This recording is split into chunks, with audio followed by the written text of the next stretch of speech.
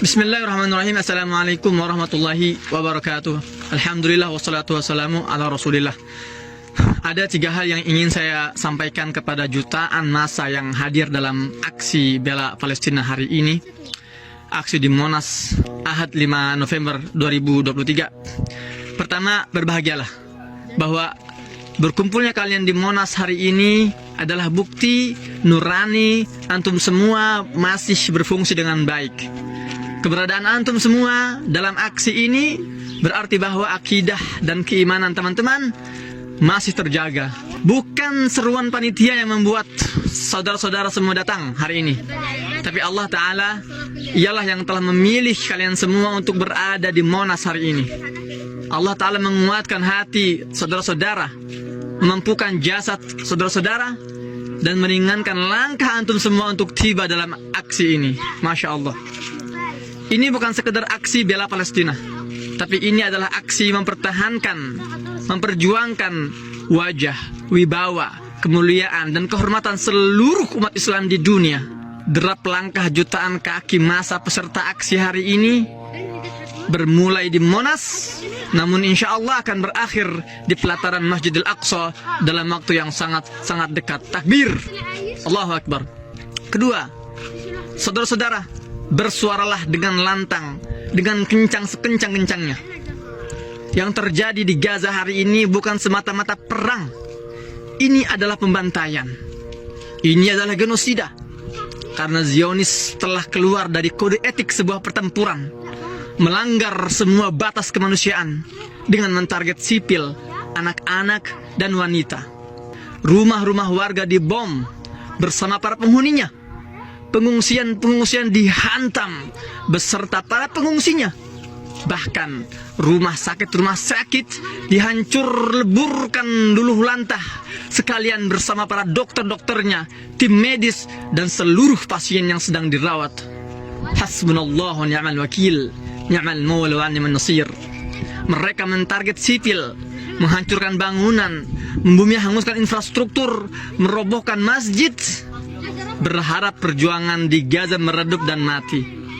Tapi sayang sekali, mereka, musuh-musuh itu tak pernah belajar dari pengalaman bahwa tumpah ruahnya darah para syuhada hanya akan semakin menyuburkan semangat juang untuk generasi mendatang. Ya, darah para syuhada yang harumnya merebak menembus ruang dan waktu. Dan satu jiwa yang gugur di bumi Palestina hanya akan melahirkan 1000 pejuang-pejuang baru yang muncul di berbagai negara, di Indonesia, di Malaysia, dan di dunia. Masya Allah. Bertakbirlah saudara-saudara sekeras-kerasnya dalam aksi ini, karena gemanya akan sampai hingga telinga-telinga para pelaku genosida di Palestina itu. Allahu Akbar, Allahu Akbar, Allahu Akbar. Dan yang ketiga dan terakhir, bangkitlah wahai saudara-saudaraku di Indonesia dan di dunia. Para pejuang di Gaza telah mengorbankan darah dan jiwa mereka. Para ibu-ibu di Gaza telah merelakan nyawa putra-putri mereka. Puluhan ribu syuhada telah gugur hari ini demi membangunkan kalian semua, umat Islam, untuk bangun dari tidurnya.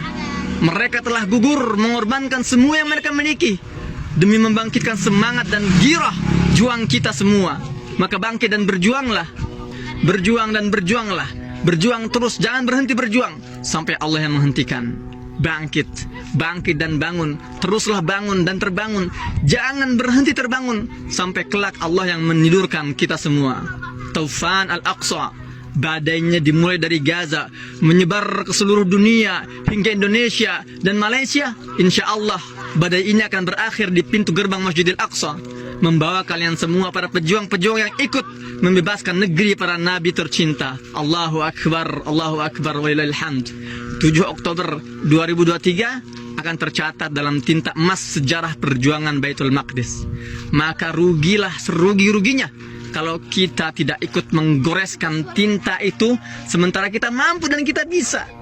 Jangan hanya menjadi saksi sejarah, karena kita umat Islam, kita memiliki DNA para pejuang yang menuliskan sejarah, bukan hanya saksi sejarah atau bukan hanya pembaca sejarah. Ya, kita yang akan menuliskan sejarah ini. Saya yakin akan bergetar dan merinding para pimpinan Zionis itu melihat aksi jutaan para pejuang membela Palestina hari ini.